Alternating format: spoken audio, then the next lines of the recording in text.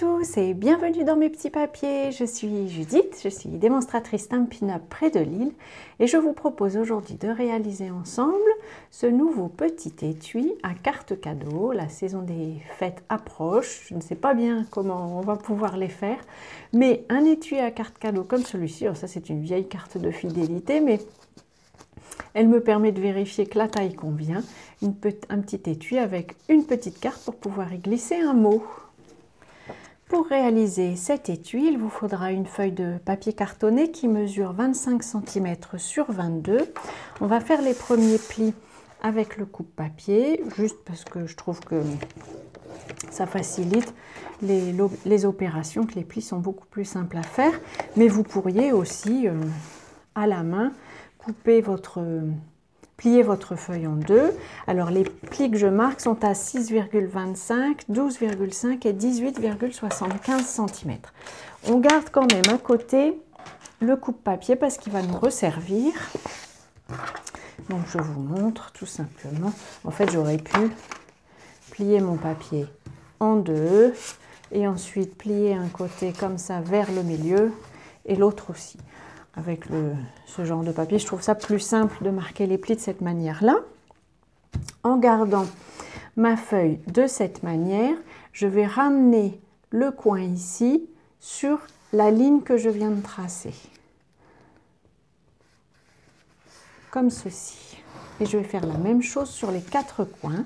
Donc à chaque fois, je ramène le coin. Du coup, je mets mon doigt ici sur la ligne parce que c'est l'endroit où le papier va devoir se plier. Et puis quand tout est bon, je peux bien le marquer. Je fais la même chose donc sur les quatre coins. Il faut juste être ferme pour que le papier ne s'échappe pas.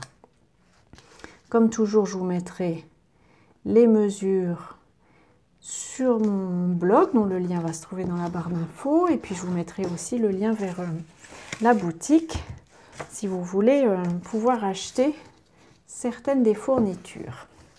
Alors, c'est maintenant qu'on reprend le coupe-papier parce que je veux pouvoir marquer de nouvelles lignes. À nouveau, ça n'est pas indispensable, ça rend juste, je trouve, les opérations plus simples. Je place ce coin-ci, donc on avait tracé des lignes dans ce sens-ci, on va en tracer dans l'autre sens. Je place les deux coins au-dessus de la rainure. Normalement, ça doit fonctionner si vous placez votre papier pile au bout du coupe-papier. Il peut y avoir quelques millimètres de différence, ça ne sera pas bien grave. Vous décalez à ce moment-là votre papier comme ceci, en prenant garde d'avoir les deux coins au-dessus de la rainure. Voilà, à nouveau, ça n'est pas indispensable. Je trouve juste que, comme c'est du papier de série design et pas un papier souple, ça va faciliter les opérations. Ce modèle il peut être utilisé pour être fait avec du papier cadeau, par exemple. Alors, j'ai bien replié mes coins dans ce sens-ci. Je retourne mon papier et puis, selon la ligne que je viens de tracer, je vais juste bien fermement tenir mon papier pour qu'il soit bien droit. Et là, je marque le pli avec mon plioir. Et je fais la même chose de ce côté-ci. À nouveau, je lui montre fermement. Il faut bien qu'il soit bien droit, donc bord à bord, on va dire. Voilà. Ensuite, on va intercaler, on va glisser un des volets dans l'autre. Mais pour que ça se fasse, avec du papier cadeau, ça fonctionne sans souci. Avec du papier de série design, c'est un papier qui est un peu plus épais, alors c'est un peu plus difficile.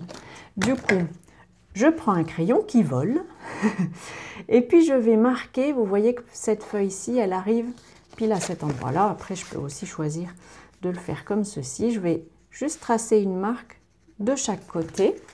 Ça va être mon repère parce que je vais ensuite couper légèrement en biais, comme ceci, jusqu'à mon trait. Et de la même façon de l'autre côté. Ça va juste m'assurer que une partie rentre bien dans l'autre sans que ça gondole le papier. Et donc maintenant, je peux glisser la partie que j'ai coupée dans l'autre. Et voilà, j'ai la forme générale de mon étui qui se trouve comme ceci. Alors, pour glisser un petit mot, j'ai découpé un morceau de papier cartonné qui mesure 8 cm et demi sur 5,5 cm. Et pour que ce soit plus joli, je vais arrondir les coins. Et puis aussi, pour que ce soit plus joli, je vais tamponner un fond.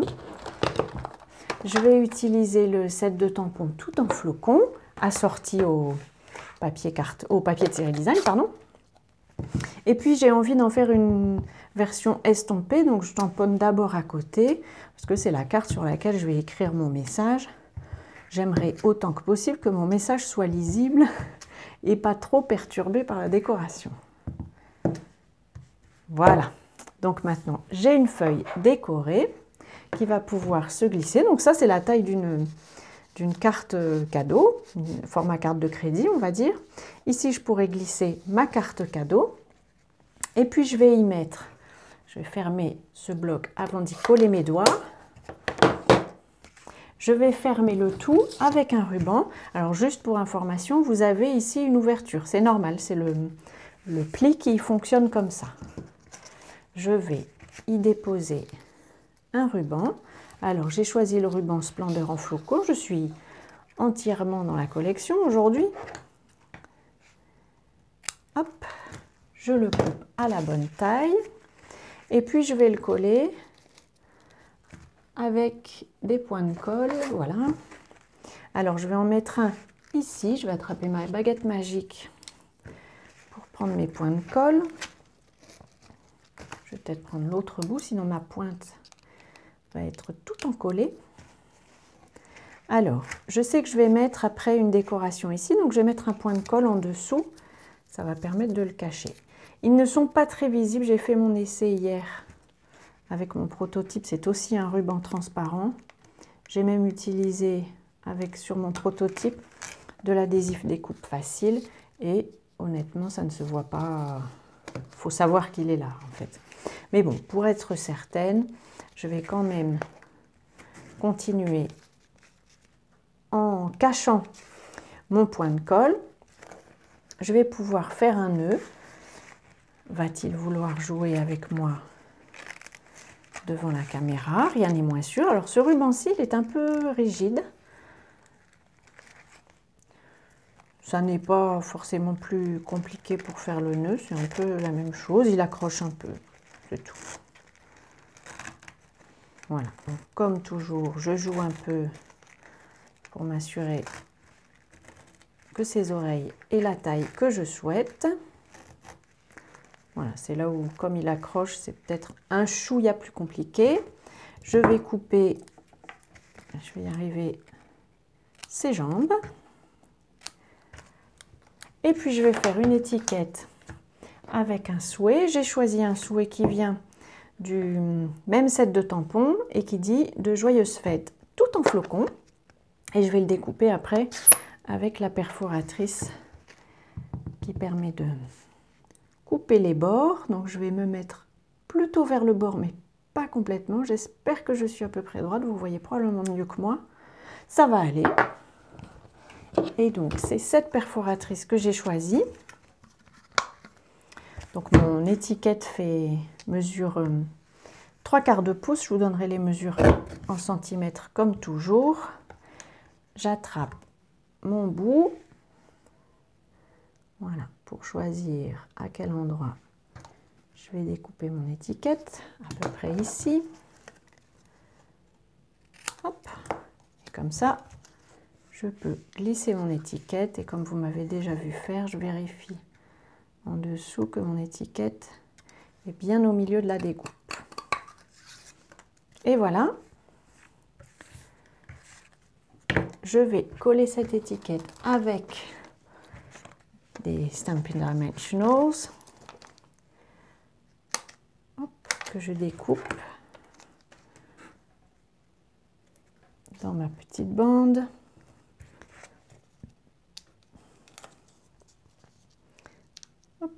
voilà. Et voilà, donc vous voyez, c'est vraiment un étui qui est simple à faire. Ça permet de faire une carte cadeau. Moi, ma fille a maintenant 16 ans, alors c'est un âge où on a quelquefois du mal à trouver des choses, ou alors c'est des vêtements, des choses comme ça, et bon, moi je préfère qu'elle puisse choisir ses vêtements elle-même. Alors une carte cadeau, c'est pas mal, mais avec une petite décoration, ça montre quand même qu'on a passé un peu de temps, on a pensé à la personne, on n'a pas juste acheté une carte cadeau comme ça vite fait. Voilà, je vous rassemble les outils que nous avons utilisés aujourd'hui. De toute façon, comme toujours, la liste sera en barre d'infos sur YouTube ou en bas de l'article si vous êtes sur le blog. J'espère que ce projet vous aura inspiré et vous dépannera pour les fêtes. Et en tout cas, avant notre prochaine rencontre créative qui aura lieu bien avant les fêtes, je vous souhaite de passer de belles journées et je vous embrasse.